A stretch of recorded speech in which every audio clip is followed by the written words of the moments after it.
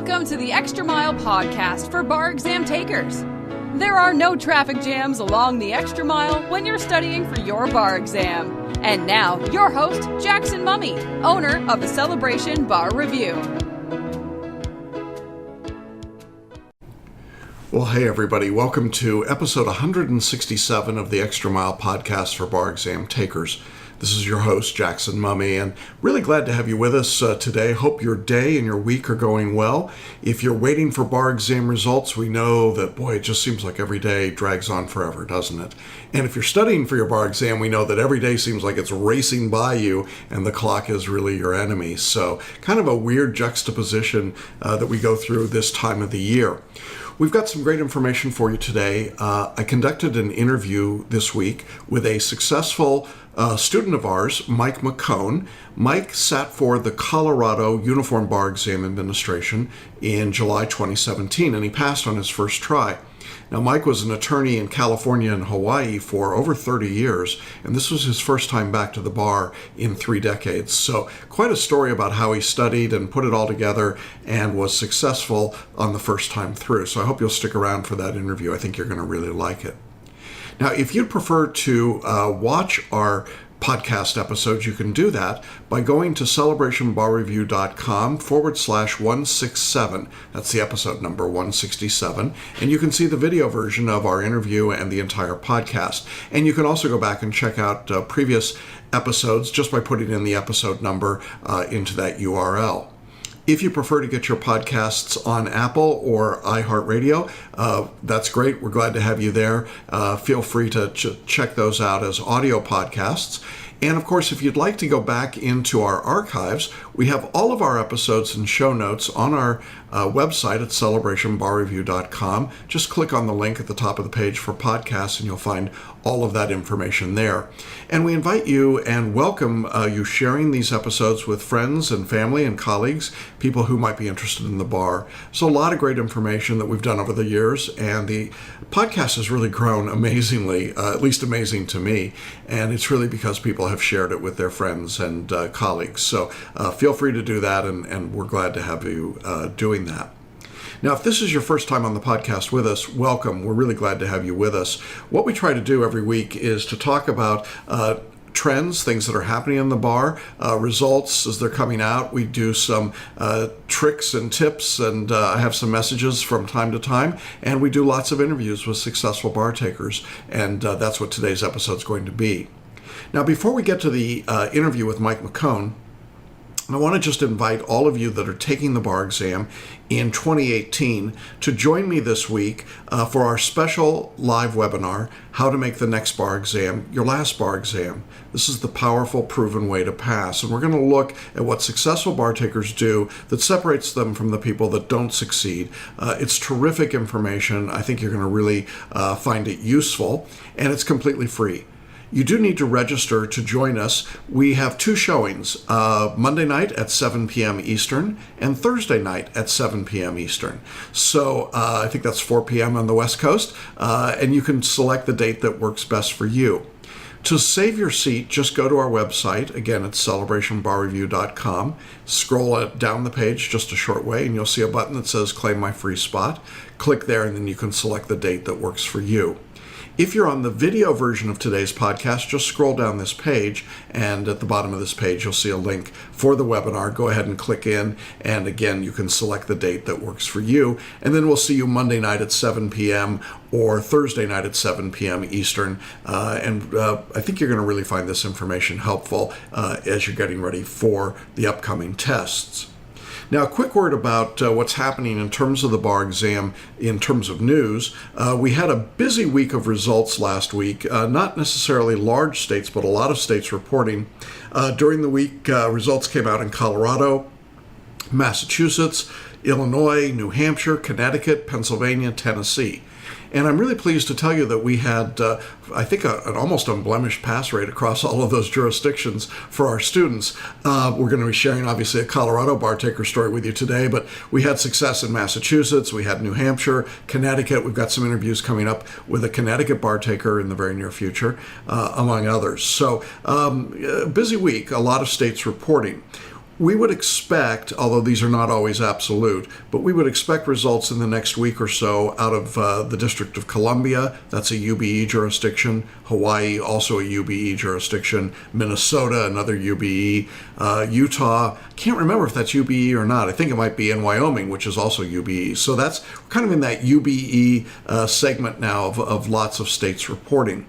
As far as we're concerned, the next two big jurisdictions to report will come at the end of the month. That will be Texas, and then we assume New York, somewhere end of October, early November. New Jersey's usually right behind that. So there's still lots of big states out there, and of course we haven't heard from California yet. That's the granddaddy of them all. And we haven't heard from Georgia. That'll come at the end of the exam cycle. So if you're waiting for results, we hope they're good for you. If you've gotten results and they're not favorable, we know it's really disappointing and discouraging, and encourage you to check in with us, talk to us, let us know what your situation is, and we'll be glad to offer you some advice and suggestions and things you can do to make your next bar exam your last bar exam. Well, it's always fun to catch up with somebody who's gone into the program, done it with lots of enthusiasm, followed exactly what we asked them to do, and in spite of the challenge of being away from the bar for 3 decades, be able to go in and take the test and pass on their first try. And that's what Mike McCone, our guest today, did. So let's jump into that interview with Mike and find out more about his story. Well, hey, everybody. Welcome back to Hanging Out with Successful Bar Exam Takers. And I have the pleasure today of being with Mike McCone, who just found out that he passed the Colorado Uniform Bar Exam Administration in July 2017. Welcome, Mike, and congratulations. Good morning, and thank you very much. It's a pleasure to be here. Yeah, it's exciting, isn't it? It is. Yes. I watched all those podcasts of the successful bar takers and thought, I would like to be in that spot. And here I am. And here you are. It's so cool. You've got a really great story because, at least as I understand the backstory, it's been about 30-some years since you had taken a bar exam. Is that right? 32. I had to get the calculator out to make sure that was accurate. And folks, that's an HP. That's an old calculator he just showed you. just for those of you that don't know, that's the way calculators used to look. But you were licensed in Hawaii and California, right? Is that correct? Correct. I graduated in '85, took the Hawaii bar, and then the year later took the California bar in 1986. So it's been 31 years since my last bar exam. Okay. And decided to take the Colorado. Okay, so you've just been moving further east is what's happening. That's slowly, yes. Okay. Now, I have a particular affinity for the Colorado bar, having been born and raised in Denver and having all of my family as members of the bar there. And I didn't want to put any pressure on you when you were studying, but I do want you to know that we have a virtually unbroken pass rate in Colorado over the last few years of people who've come in and taken it. I'm thinking about Amanda Sawyer and Blythe Glemming, Mike Lee. I mean, we've got a bunch of folks. So congratulations. Welcome to the club. I'm glad you're telling that to me now. Right. So now I want to share with our audience a story here. This is kind of more I'm a stupid guy story. But we have on our Facebook page a section of reviews. And I periodically go in and look at it and kind of go, what am I going to see? And there was this great review we got a few months ago. And the review came from somebody named Chris Angelillo. Yeah, my wife. And I'm reading it. I'm thinking, this is an awesome review. But I don't know who Chris Angelillo is. So I contacted our Facebook manager, Kelly Perkins, and I said, Kelly, there's this great review of our course. Who's this Chris person? And she said, oh, that's Mike. I said, no, it says Chris. She said, no, it's Mike. I said, no, really? We went back and forth. Finally, she said, it's his cover. So I've now blown your cover on Facebook, I suppose. But you were posting under your wife's Facebook account. Is that right? Correct. Yeah, I don't have a Facebook, and so I use hers. Okay. So here's the really cool part. This guy has real nerve. He wrote a great review of the course before he passed the bar. And I think that, so I just want to say thank you. That showed a lot of resolve, a lot of, it just made me feel really good. So I'm glad that we could reward your faith in us by passing. But I'd like to kind of back up and ask you to just sort of tell our audience a little bit about what led you after all these years to be in Colorado and to take the bar, and what that process was like for you to kind of bring yourself into that mindset of, I'm going to take another bar exam. Well, over the last several years, my son was going to college at the Air Force Academy, and we would visit Colorado several times a year and fell in love with the area and thought, wouldn't it be nice to move to Colorado Springs? But being a California attorney where there's no reciprocity, I would have to take a bar exam, and that's rather daunting. But at some point I decided, let's try it. And I got on YouTube and looked up bar review. And I ended up seeing your smiling face in a YouTube video and saw a couple of the videos and thought, this guy he sounds like somebody that knows what he's talking about. And I got hooked up with Celebration Bar Review way back in March. Okay. For the July exam. Right. And what did your family think about the idea of you sitting for another bar exam? Well, my wife is all for it. She is very interested in moving to Colorado, but my parents and family here in California, not so much. They're not anxious to have their son move away or brother. But we anticipate. I'm 58, and I've got another at least 10, 15 years of lawyer work ahead of me, and then retirement. So we want to move to that area of the country, and so off we go. Yeah. Yeah, it's a beautiful area. I led a privileged childhood, and I summered at the Broadmoor every year. That's where we stayed all summer in Colorado Springs. So poor child. Yeah, it was a hard life I led. In any event, so you announced to the fam that you're going to sit for a bar exam, and you're still in active practice, correct? Correct. Very active practice. Yes. Okay. So I think one of the questions that people often ask is, how can you balance a family, a practice, and studying for the bar, particularly when it's been a long time since you've been back in that academic environment? What was that like for you, Mike? Well, my children have moved out of the house, so there's no kids in the house. My wife is very supportive of it. And starting off with the studying, it was maybe 10 to 15 hours per week, so it wasn't overwhelming. Mm-hmm. It didn't really get ratcheted up until perhaps Memorial Day, but my family has been supportive. Even the family that is not so thrilled with me moving to Colorado, they're still ultimately supportive. Okay. And how did you schedule your week? I mean, what did a week look like for you in terms of where you put your studies in? Typically, I would study for about an hour in the morning, generally passive studying. I would listen on my headphones to your lecture as I went for a walk down along the bike trail. So I'd get an hour in the morning of easy study. Maybe at lunch, I would do another hour of listening to lecture or reviewing the outlines, and then maybe 2 or 3 hours in the evening, and that was probably 5 days a week. Okay. That was from March, April, and May, the first 3 months. Okay, so and I got you gradually ramped up then. So after that period, you got more intense. Yeah, I finished the syllabus, or at least the part of where you're done with the review. You had suggested July 10th is the date to hit, and I did that, I think, Memorial Day weekend. So I had 2 months to just now review. Okay. Now, you chose our basic coaching course, so we were not reviewing your work. And a question that I get from people sometimes is, well, can you pass with the basic coaching? The obvious answer is yes, you can. What was that like for you to be doing that work, listening to the lectures, reading the sample answers and studying, on your own, but did you feel disconnected in any way? No, actually not. And, back in 85 when I was first taking the bar exam, all my friends were taking the exam as well. So there was quite a community of people. This time, I don't know anybody else taking the exam except who I've met through Celebration. Mm-hmm. So it was a huge help to have the meetings with Kelly, the coaching sessions, mm-hmm. To just meet other people going through the same experience and feel that there are others out there. And so through this process, there's a number of names of people that I'm familiar with. I've never met personally, but I feel very connected to them. So that was a huge help, and that's a big aspect to your bar review course, is that sense of community that you get very quickly. Kelly, there isn't anybody more friendly than Kelly, and supportive. Yeah. And the groups of people that were on there were all extremely supportive. And then when I posted that I had passed, there's 15, 20 people all gave me congratulations. Yeah. So that just shows that there's a lot of support. There is. And for those of you that don't know, what Mike's talking about is that we offer our students a weekly or twice weekly group coaching call. And it's moderated by one of our staff members, Kelly Perkins, who is fabulous. She's the good cop. Apparently I'm the bad cop.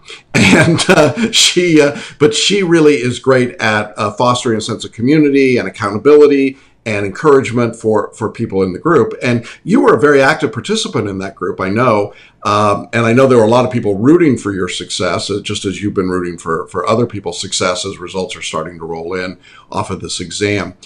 One of the nice things about our group is that people who've passed stay in the group to help others. And I'm looking forward to you being one of those folks that does that. Oh, absolutely. I miss those meetings, and I do miss the Friday afternoons that you put on. Right. I would listen. Usually I'm traveling on that day from one office to another, and I would stop anywhere like a McDonald's and plug in and listen to you go through that hour. I wrote a number of questions to you that some of them were brilliant questions, and other ones were just stupid. Well, I answered them all, because that's just who I am. So that was cool. So what for you was the hardest part of studying again? Was there anything in particular that really was a particular challenge coming back in and taking this exam? Well, I haven't seen con law, property, secured transactions since I graduated. Okay. Yeah, and so that was all very much brand new type information for me. It was good to see that there's still Blackacre, there's still Whiteacre in property. That hasn't changed.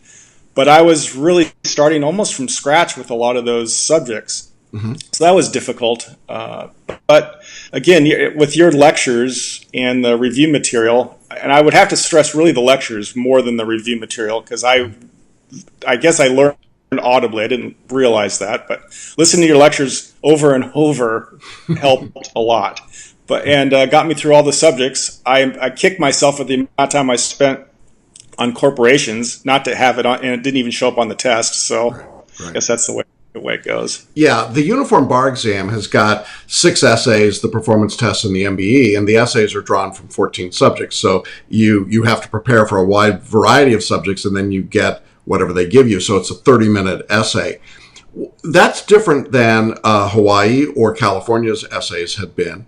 Was it a challenge for you to adjust, or had it been so many years since you'd taken the exam that it was like, as you say, starting from scratch? It was starting from scratch. Back in the 80s when I took the exam, I hand wrote the exams. Yeah. Very few people typed. Yeah. Nobody had a computer, of course. Right. And right. So this time around, yes, I had my Apple computer, and so that was just different. Yeah. Different experience. Yeah, back when you and I took the bar exam when dinosaurs roamed the earth, handwriting was the standard. Now, I did an interview with another Colorado bar taker last year who told a great story of being at the test center in Colorado.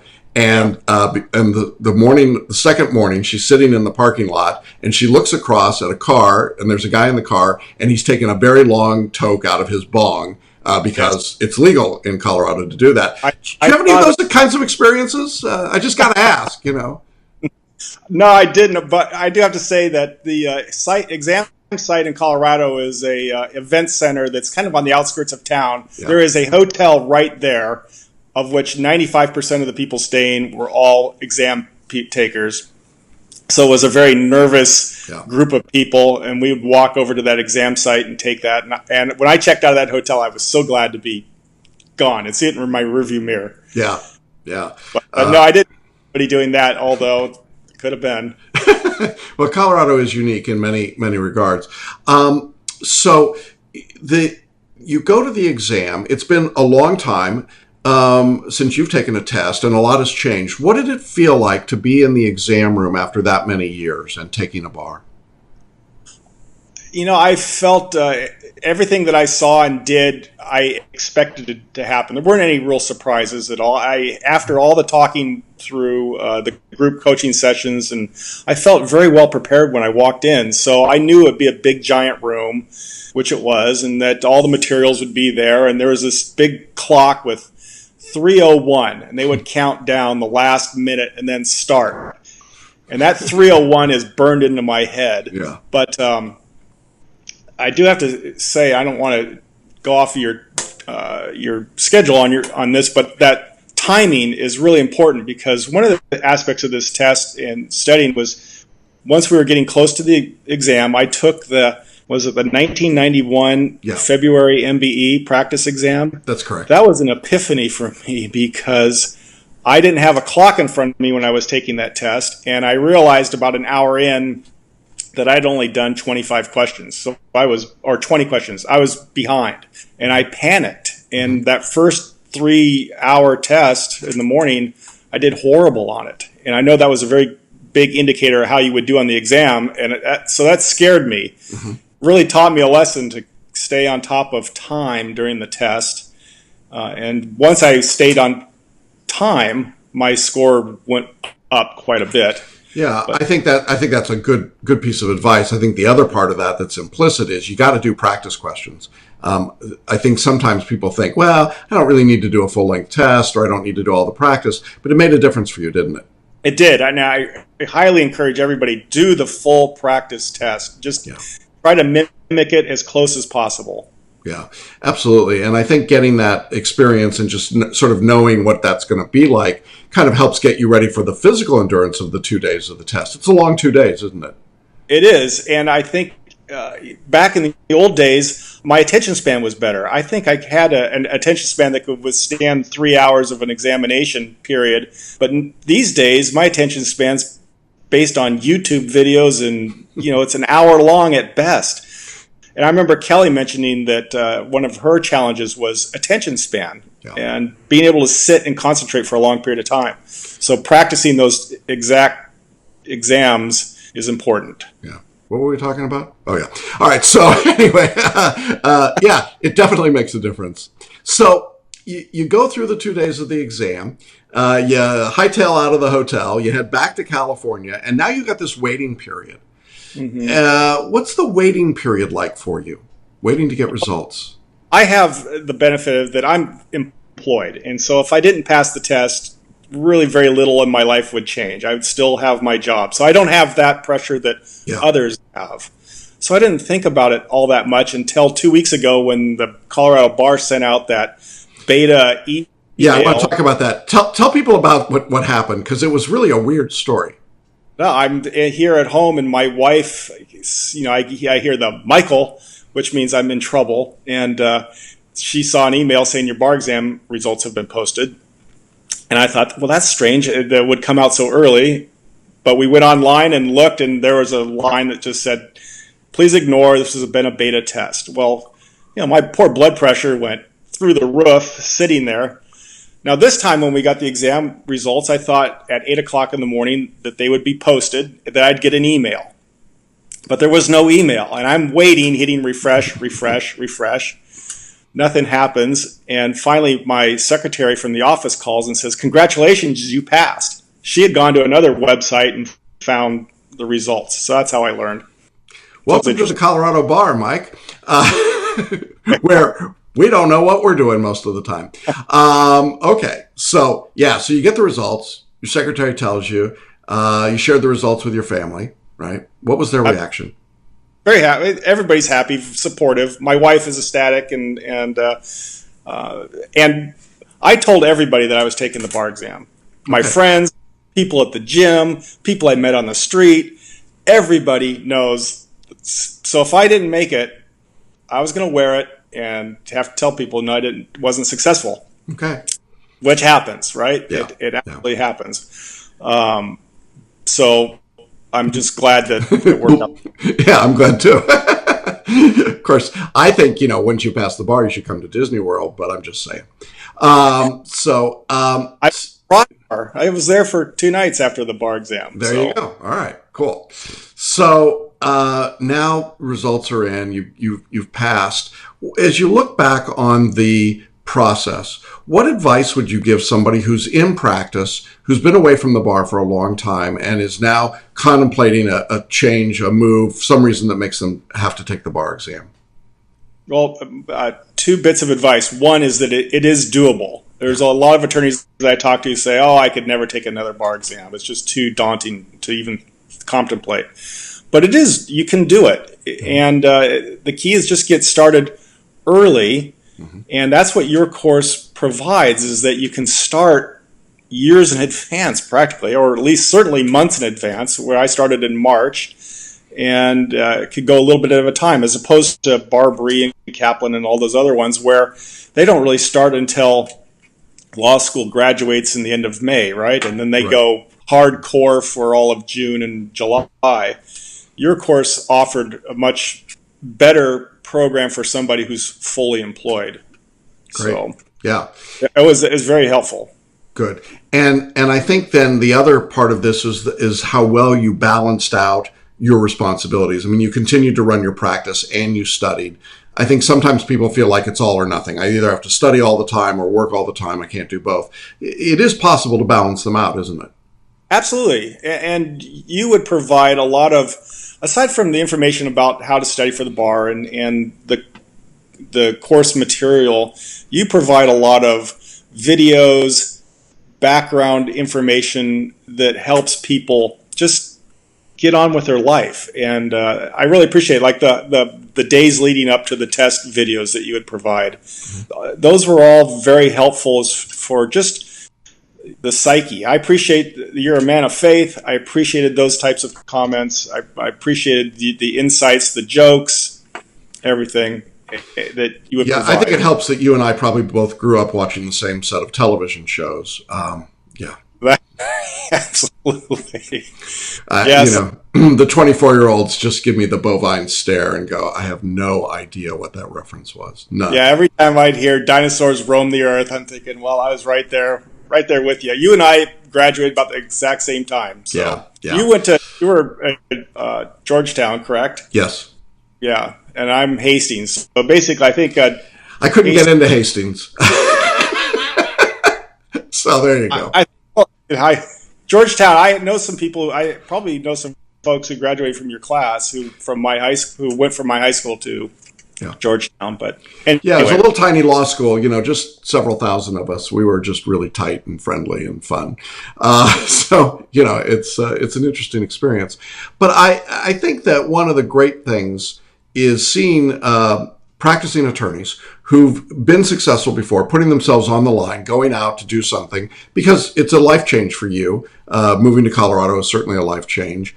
And, taking the challenge of studying and putting yourself back in that environment. Intellectually, was it interesting to you to come back in and be doing something that was different than your daily practice areas in terms of study? Yes, absolutely. Particularly learning some of the subjects like con law. Yeah. I've been away from that for so long, and I enjoyed that, even though initially when I started first doing the practice questions, I was horrible in those. I was getting crushed in those. But that's one where I saw a lot of development come over a period of time and got much, much better at it. And one recommendation I'd have is read the Constitution. You would reference article this and article that. It really came together when I actually sat down and spent 20 minutes, read the Constitution, cleared up quite a bit. Yeah, sometimes going to the source material like the Federal Rules of Evidence or Federal Rules of Civil Procedure or the Constitution actually does make a difference. You're like, oh, that's really? It's easier to read it than to explain it sometimes. So yeah, I think that's good advice. I was really impressed with the way that you just were no drama. You just did what you had to do. You participated in the activities that we had, the group coaching calls, the webinars. You did your work. You were supportive and kept a really great attitude all the way through. And so it certainly wasn't a surprise to hear that you passed, but I know everybody on our team was really excited about it and excited for you. And I just really appreciate that you would share your story, and tell people about this. Do you have any final words you would like to share with anybody? Thoughts, ideas, suggestions for folks? I would tell people to stick with the syllabus. Right? That syllabus that you have is magic. And if you just stick with the plan I trusted you, Jackson, wholeheartedly. I bought in 100% on your program and followed it to the T, and it paid off. So Thanks. That would be my recommendation to anybody taking the bar is follow your program, and it works. Well, thanks. It's really been fun to talk to you today, Mike, and I want to just wish you all the best in your move. I hope you enjoy Colorado Springs. It's beautiful, as you know, and it's a great place. Cheyenne Mountain Zoo, take the narrow. I mean, yeah, there's so many things. It's a great. Yeah, it's a wonderful place, and as you walk around the lake at the Broadmoor, there's a little hut out there. You could that's where I used to hang out. So, in any event, I'll look for the AM right there somewhere. Yeah, somewhere. I probably scratched it in one or two trees. So, congratulations! Thank you again for showing everybody here and sharing with them your story. And we'll look forward to seeing you on our Facebook group as an ongoing contributor to our students that are coming along. Wish you well on everything that's ahead for you and this great opportunity. And thanks to all of you. Yeah, thanks to all of you in the audience for being with us again today. We appreciate it. So much fun to do these interviews, and we'll say goodbye for now. Bye-bye, everybody. Well, that's our episode for today. I hope you enjoyed the interview with Mike. He's a really nice guy, and we wish him all the best as he makes the adventure from California out to Colorado. Now, if you're beginning your adventure on the bar exam in 2018, I just want to remind you again, we have a special webinar on Monday night and Thursday night at 7 p.m. Eastern, that's 4 p.m. Pacific time, called How to Make the Next Bar Exam Your Last Bar Exam. You can register by going to our website, clicking on the free link there, or if you're watching this video, just click down this page and you'll see the link there. But either way, go ahead and register, claim your seat, and join us for this powerful, proven way to pass, and we'll look at what successful bar takers do. Well, I hope everybody has a great week. Hope things are going well for you. Look forward to great results as they start to come in from more jurisdictions as we go through this month. And we'll see you again next week on the next edition of the Extra Mile Podcast for Bar Exam Takers. Bye-bye, everybody. Thanks for listening to the Extra Mile Podcast for Bar Exam Takers at www.celebrationbarreview.com.